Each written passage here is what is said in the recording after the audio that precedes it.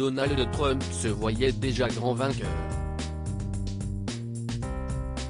Ainsi, la défaite, l'ancien président des États-Unis ne l'accepte pas.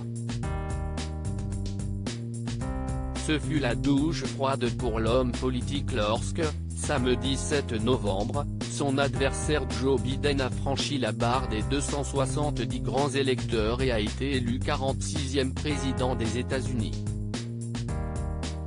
Depuis, l'époux de Melania Trump ne cesse de pas exprimer publiquement, face aux caméras, mais reste très actif sur le réseau social Twitter où il relaye des messages de ses soutiens.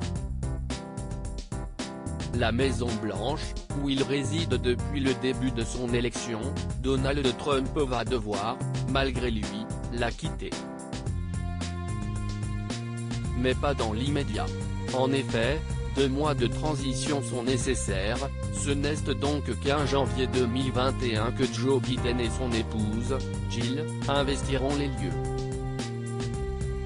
Et, en attendant la cérémonie d'investiture du président, Inauguration Day, qui se tiendra le 21 février devant le Capitole, à Washington, Melania Trump n'est pas prête à ouvrir ses portes à la future première dame, comme le veut pourtant la tradition.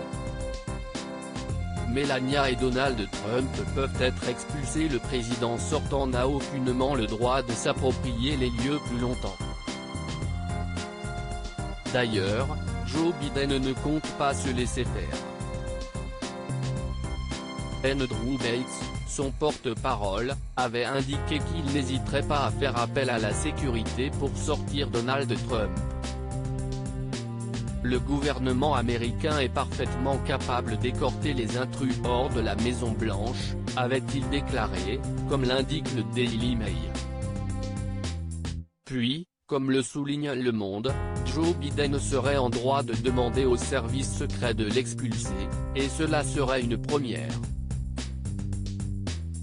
Donald Trump, un mauvais perdant suite à la défaite de Donald Trump, sa première épouse a pris la parole pour dénoncer son caractère. En effet, celle-ci a annoncé que l'homme politique de 74 ans était un mauvais perdant et qu'il n'était pas prêt à abandonner la bataille. Je ne pense pas qu'il a le choix. Il doit dire qu'il a perdu. Il n'aime pas être perdant, je le sais. Mais s'il a perdu, il a perdu.